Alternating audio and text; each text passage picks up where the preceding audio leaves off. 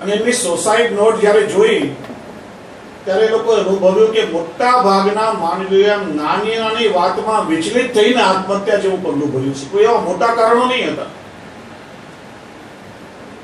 માણસમાં સમજદારી જો ના હોય ને, વિવેક ના હોય ને, તો નાની નાની વાતમાં મન ઉપર દુઃખ લાગી જાય તો માણસ ભાંગી પડે. કેટલા એવા પ્રસંગો તમે જો, આમ સાસુએ મેણું માર્યું, પિયરે જવાની ના પાડી એટલે આમ દવા પી લીધી. હમણાં મુંબઈમાં એવું થયું હતું, કદાચ આપને ખ્યાલ હશે, 8-9 વર્ષ પહેલા પેલો અમેરિકાથી માઇકલ જેક્સન નામનો પોપ સિંગર મુંબઈમાં એનો શો હતો. અમારા પાર્લામાં કોલેજમાં ભણતી એક વિદ્યાર્થીની એને પિતા પાસે હટ પકડી કે મારે આ માઇકલ જેક્સનનો શો જોવા માટે જવું છે. આ બનેલી ઘટના છે. પિતાએ કીધું કે બેટા 5,000 રૂપિયાની ટિકિટ છે અને મારો પગાર પણ એટલો બધો નથી, મારા પગારમાંથી આપણું ઘર માંડ ચાલે, અને આ બધું ટીવીમાં પણ આવે, એમાં ખર્ચો કરીને જોવા જવાની શું જરૂર? અને એટલી બધી એને જીદ પકડીને તે રહેવાયું નહીં, તો પછી ચાકુ પોતાના હાથમાં મારીને નસો કાપી લીધી, સુસાઇડ કરવાનો પ્રયત્ન કર્યો. અને પછી ન છૂટકે એના પિતાએ કરજો કરીને પણ પેલા માઇકલ જેક્સનનો શો જોવાની ટિકિટ એને લાગે. માણસ અધીરો બની જાય જ્યારે એનામાં વિવેક ન હોય ને.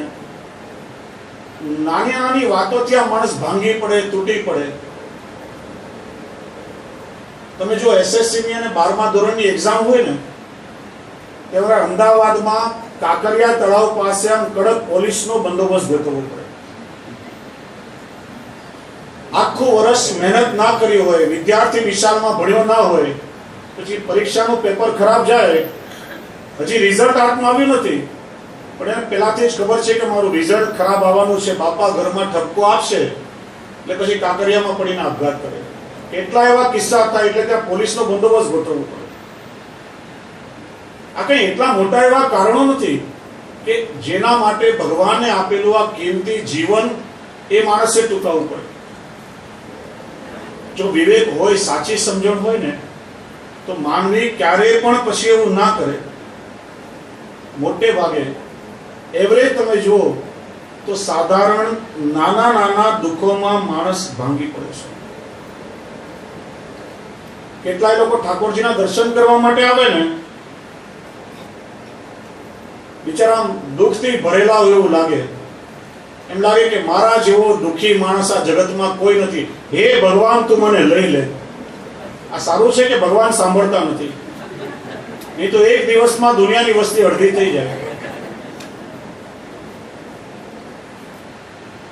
ઘણીવાર આપણા બધાના જીવનમાં થતું હોય છે.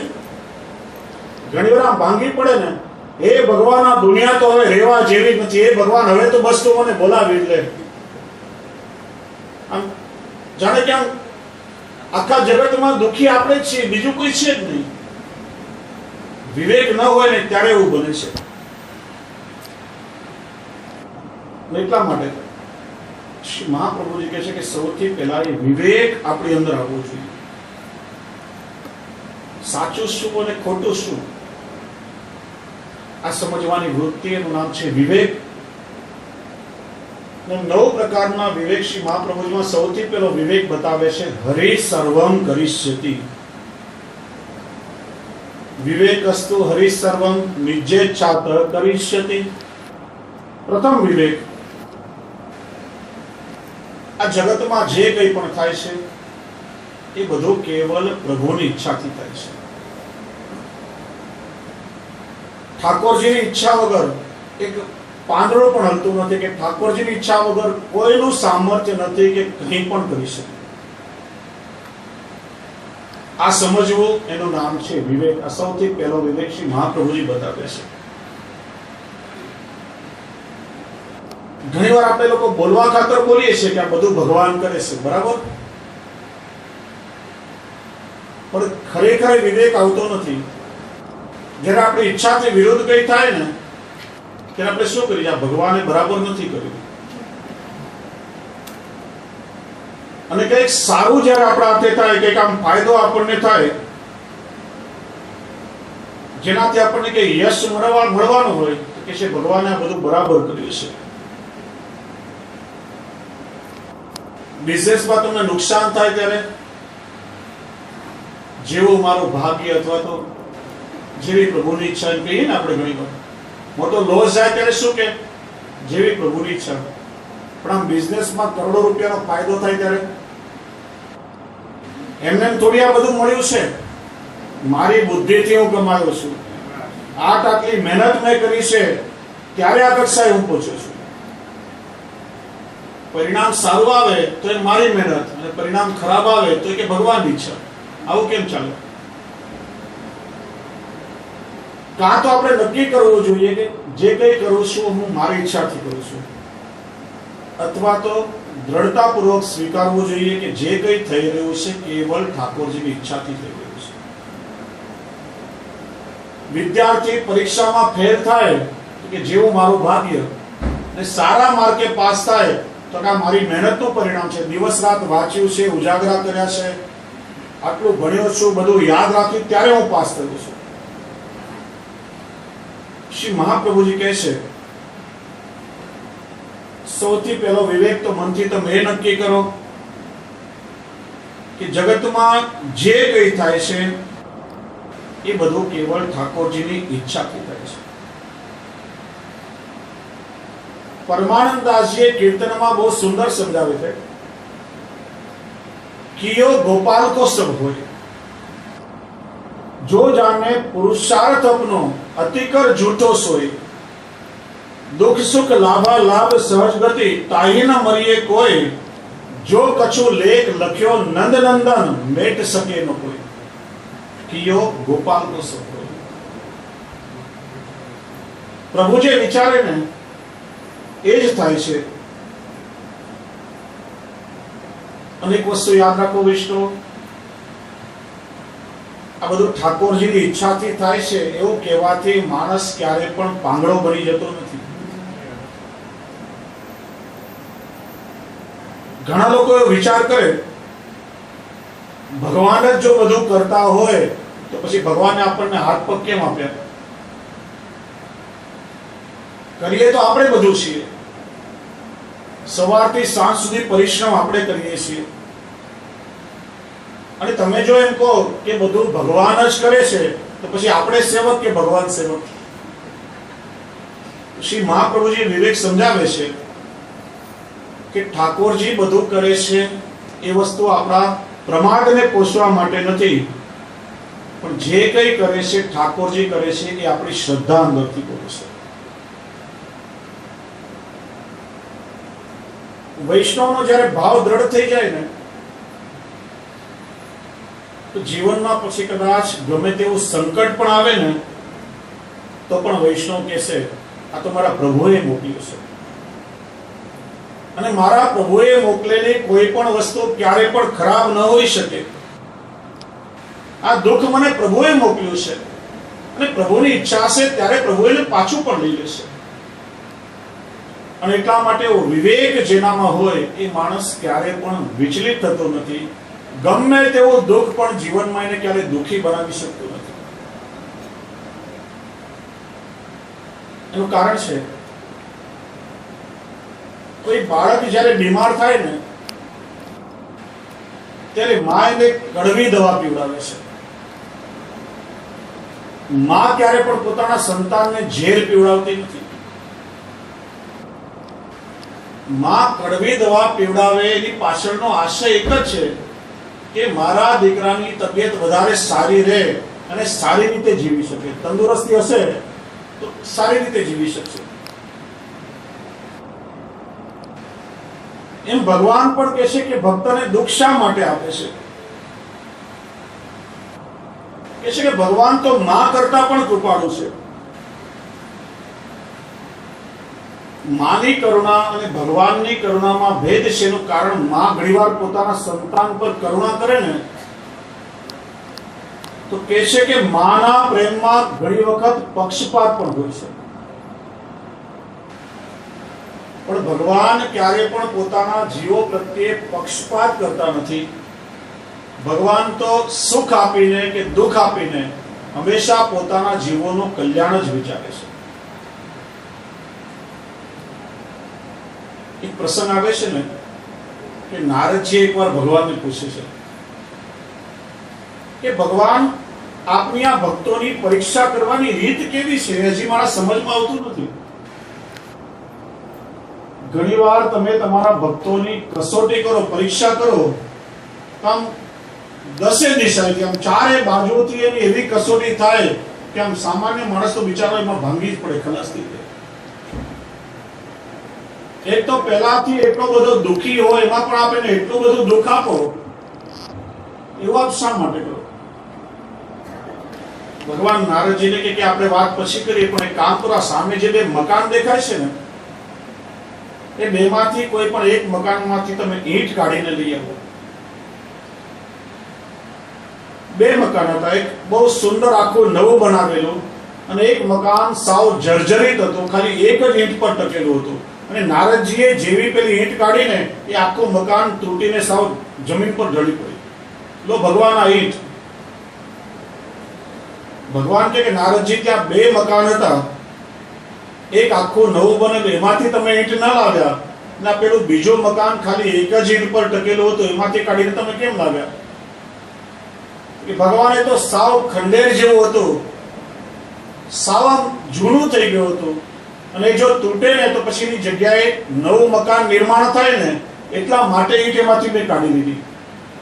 ભગવાન કે બરાબર એવી રીતે મારા ભક્તના જીવનમાં ક્યારેક કસોટી આવે, સંકટ આવે, એનું જૂનું આખું માળખું તૂટે ને, ત્યારે જ એની જગ્યા ઉપર કંઈક નવું નિર્માણ થાય, એટલા માટે જ હું મારા ભક્તોની કસોટી કરું છું. જૂનું માળખું તૂટે ત્યારે કંઈક એના જીવનમાં નવું નિર્માણ થઈ શકે. એટલા માટે આપણને એવું લાગે કે જ્યારે જીવનમાં પરીક્ષા આવે છે ને, ત્યારે આમ દસે દિશાએથી આપણને ઘેરે છે, પણ એમાં ઠાકોરજીની કઈ કૃપા જ હોય છે, ભગવાનની કરુણા જ હોય છે. શંકરાચાર્યજી પણ કહે છે ને, કુપુત્રો જાયત ક્વચિદપી કુમાતા ન ભવતી. પુત્ર કદાચ કુપુત્ર હોઈ શકે, સંતાન કપાતર હોઈ શકે, પણ માં છે ને એ ક્યારે પણ કુમાતા હોતી નથી. માં ક્યારે પણ પક્ષપાત ન કરે, અને છતાં પણ ઘણીવાર એવું બને છે કે માના પ્રેમમાં કદાચ થોડો બહુ પક્ષપાત હોઈ શકે.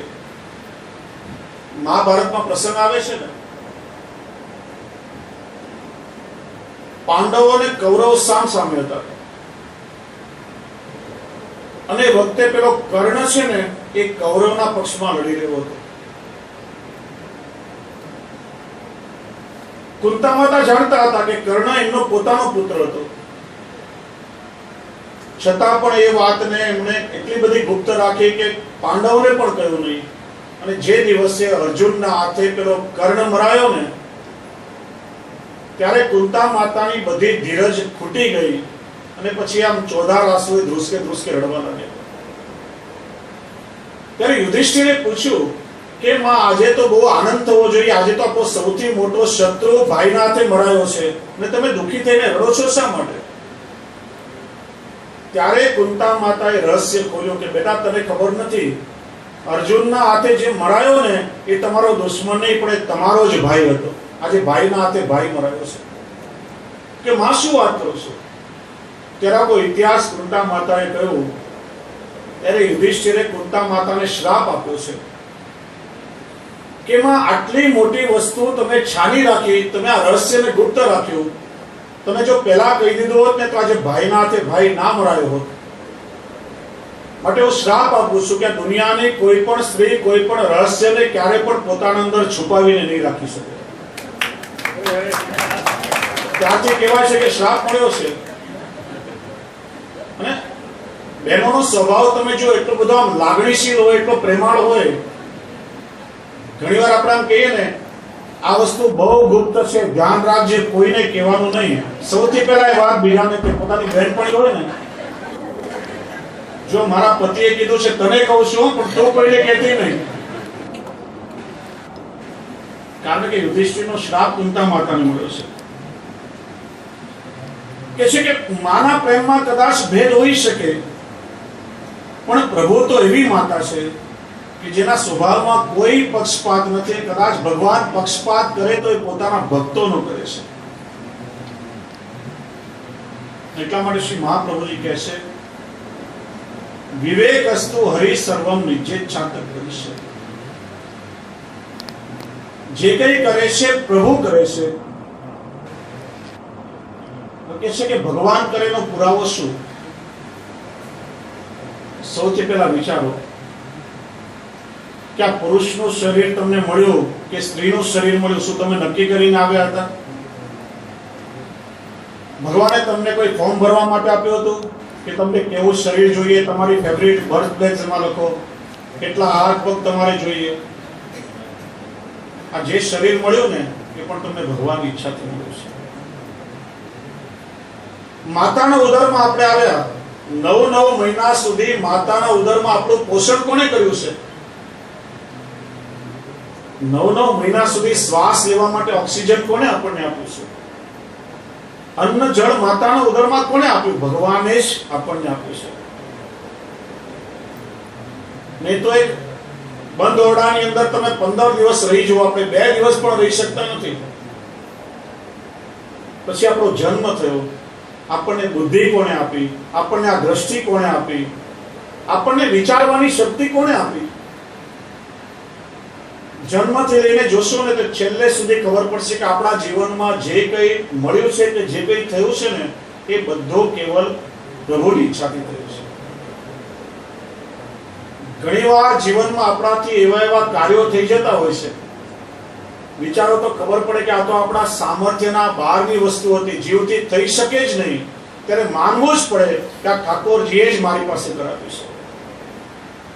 ઠાકોરજીની ઈચ્છા વગર એ સંભવ જ નથી. એટલા માટે શ્રી મહાપ્રભુજી કહે છે, બરાબર આ વિવેક તમે સારી રીતે સમજી લો કે હરિ સર્વમ કરી શકે. જે કંઈ થાય છે એ ઠાકોરજીની ઈચ્છાથી થાય છે. અને ઘણા બુદ્ધિજીવો કહેતા હોય ને, ભગવાન શું કરી શકે છે? આ બધો તો સાયન્સનો ચમત્કાર છે. જે કંઈ થાય છે ને એ બધું વિજ્ઞાનથી થાય છે. તો ભક્ત કવિ નરસિંહ મહેતા એના માટે બહુ સુંદર દોડ બતાવે છે, ચેલેન્જ આપે છે કે મારો હરિ જે કરે તે કરી તો જુઓ. એ આવતીકાલના સત્રમાં આપણે એનું ચર્મન કરશું. નરસિંહ મહેતા કહે છે, ભગવાન શું કરી શકે છે? અને જીવ તારામાં જો સામર્થ્ય હોય, તું જો એ માનતો હોય કે આ બધું હું કરી શકું છું, તો જે ભગવાન કરે છે તો કરીને તો બતાવો. તારામાં કેટલી તાકાત છે ને પ્રભુનું સામર્થ્ય શું છે? મહાપ્રભુજી કહે છે કે પ્રભુ સર્વ સમર્થ છે, જીવ અલ્પ સમર્થ છે. ભગવાન સર્વજ્ઞ છે, જીવ અલ્પજ્ઞ છે. ભગવાન સર્વાધાર છે, જીવ નિરાધાર છે. આપણી બુદ્ધિ કેટલી અને ભગવાનનું સામર્થ્ય કેટલું? એટલા માટે પહેલો વિવેક હરિ સર્વમ કરીષ્યતિ એ આપણે બરાબર સમજવું જોઈએ. તેની સાથે જ 4 વાગ્યાનો સમય થયો છે. આજના સત્રને આપણે વિરામ આપીએ. હવે મારા તુષારભાઈ સંચાલનનો દોર આગળ સંભાળશે. આવતીકાલના સત્રમાં આગળના બીજા વિવેકોનું આપણે દર્શન કરશું. ત્યાર પછી ધૈર્ય અને ત્યાર પછી આશ્રય. બોલીએ શ્રી ગોવર્ધન શ્રી દ્વારકાધીશ. આવતીકાલથી તો અમિતભાઈ કંસારા પણ આપણી સાથે સંગીતના સ્વરૂપ પુરાવા માટે આવી જવાના છે. એટલે આપણે કીર્તનોની સાથે સાથે સત્સંગનો પણ આનંદ બધા લેશું. તો આગળનો દોર મારા તુષારભાઈ સંભાળશે. પૂજ્યપાદ જેની અનુમતિ લઈને મારી વાણી ફરીથી આપની સમક્ષ મૂકી રહ્યો છું. ત્યારે આજે પ્રથમ દિવસે પૂજ્ય જે આપણને જે વાત મૂકી આપી મિત્રો, વિવેક, ધૈર્ય અને આશ્રય, આ 3 શબ્દો નાના નાના અને એમાં જોડાયેલી સંકળાયેલી જે મન અને ચિત્તની ભાવનાઓ છે, એને જો આપણા જીવનમાં આપણે ઉતારી દઈએ તો એમને કહ્યા મુજબ જીવનના બહુ બધા પ્રશ્નો એક સાથે ઉકલી જાય એવા છે. પણ પ્રશ્ન એ છે કે આપણે આ કરવાની તૈયારી અને સજ્જતા આપણી કેટલી છે? કારણ કે અહીંથી આપણે બહાર જઈએ એટલે ફરી પાછા આપણે એ જ વાતાવરણમાં જોડાતા જતા હોઈએ છીએ. અને ત્યારે પેલો કૃષ્ણએ કહેલો શ્લોકનું સ્મરણ થાય કે અસંશય મહાબાહો મનો નિર્ગુણ અને ચલમ. તો આ અભ્યાસેન તું કૌંતેય, અભ્યાસ કરીએ ને તો આ બધી જ વસ્તુ શક્ય બને છે. મિત્રો, આ જે વાત આપણે અભ્યાસ કરીએ, રોજિંદા જીવનમાં એને કેવી રીતે મૂકી શકાય એનું થોડુંક આપણી જાત સાથેનો સંવાદ કરીએ.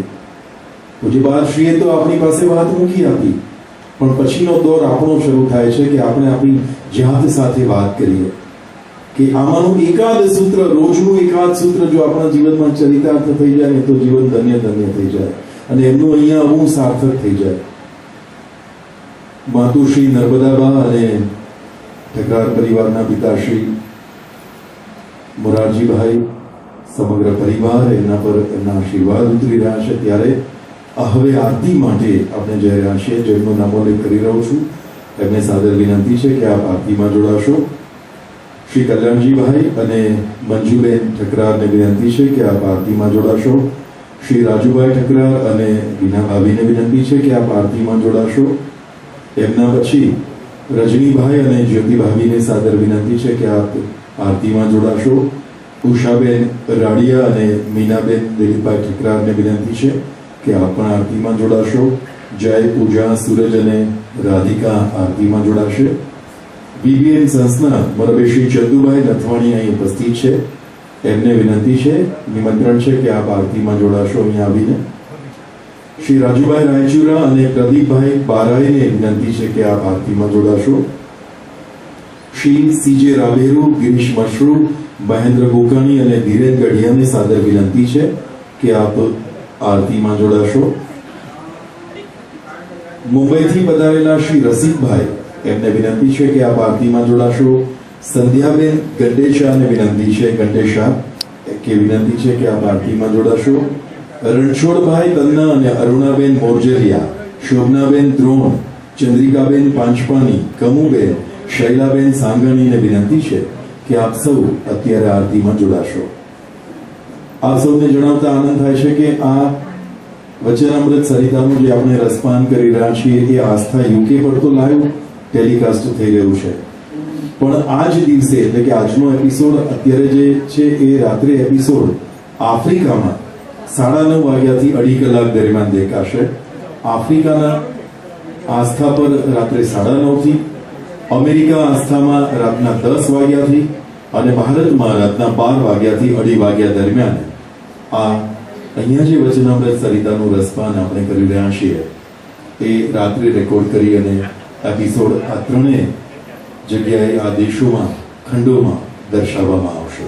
આપ આપના પરિવારજનોને પણ કહી શકો છો કે તમે આ અમૃતવાણી જે વરસી રહી છે એનો લાભ લઈ શકો છો.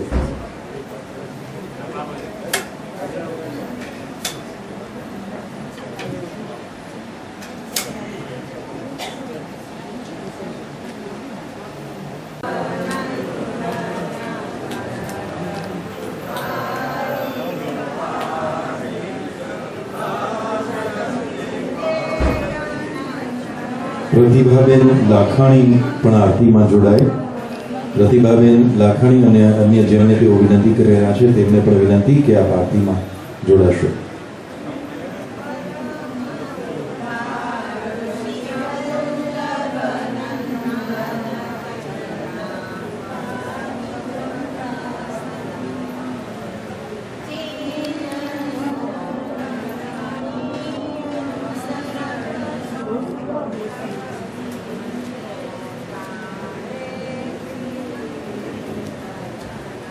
बोलिए श्री वल्लभाधीश की, श्री गोवर्धन नाथ की, श्याम सुंदर श्री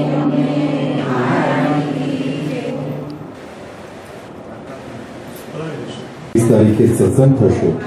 24 તારીખે નાવ મનોરથ અને 25 તારીખે નંદ ઉત્સવ અને સમૂહ માળા પહેરાવણીના ઉત્સવ થશે.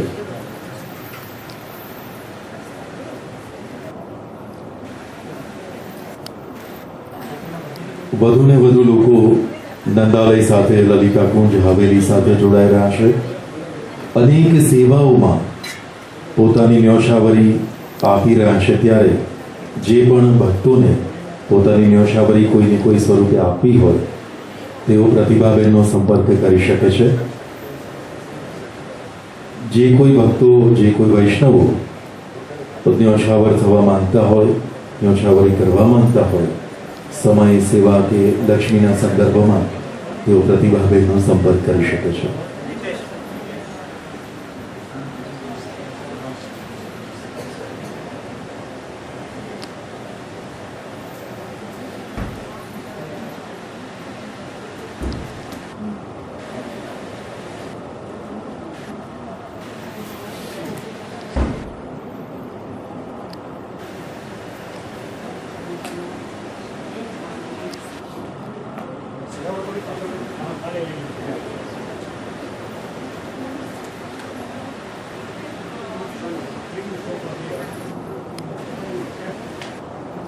Saudon. Saudon.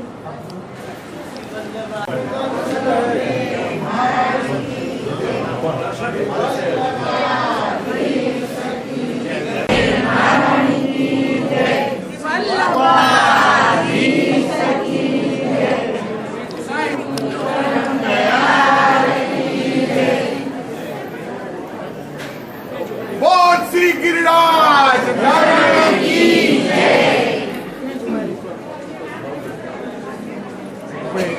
આપણે બેસી જાય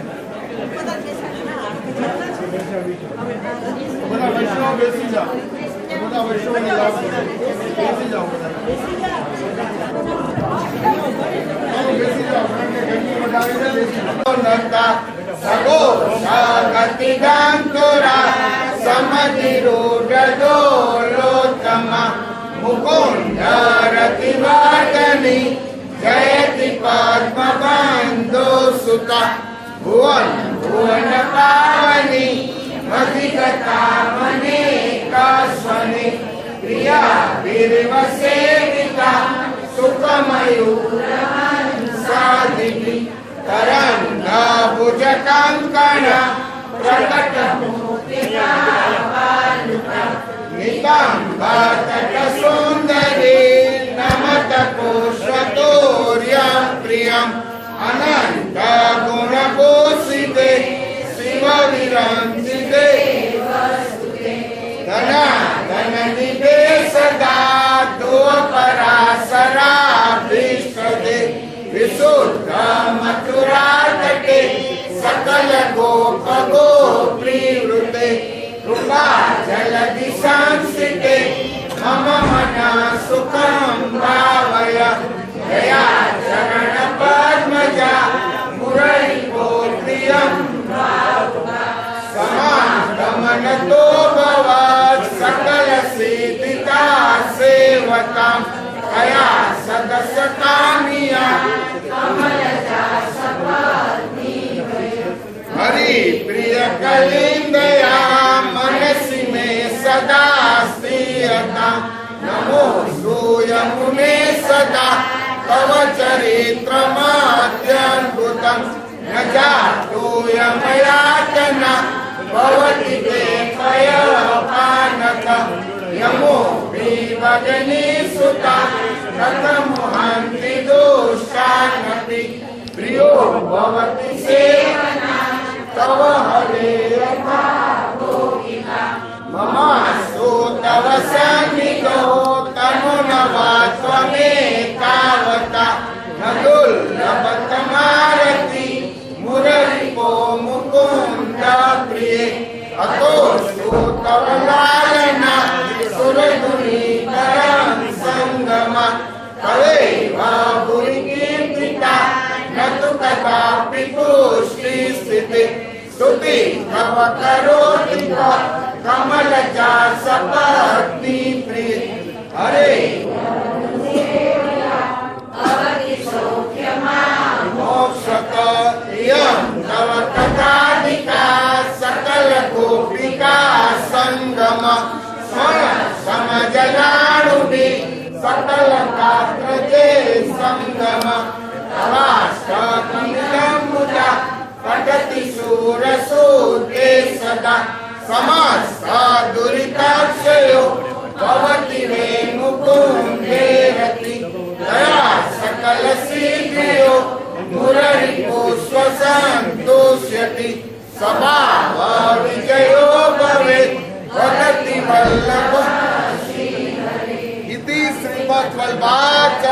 विरंसितां श्रियमनाष्टस्त्रोत संपूर्ण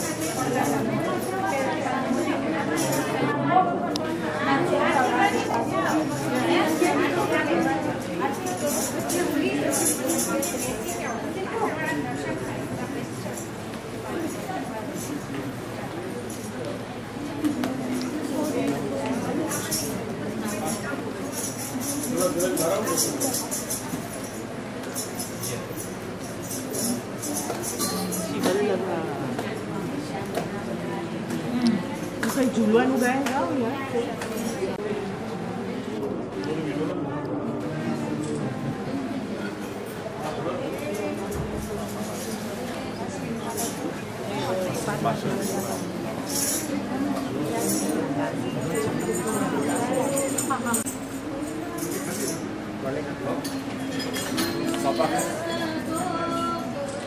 પ્લીઝ ફ્લેશ નહીં કરતા કોઈ પ્લીઝ કેમેરામાં પાડો મોબાઈલમાં ફ્લેશ નહીં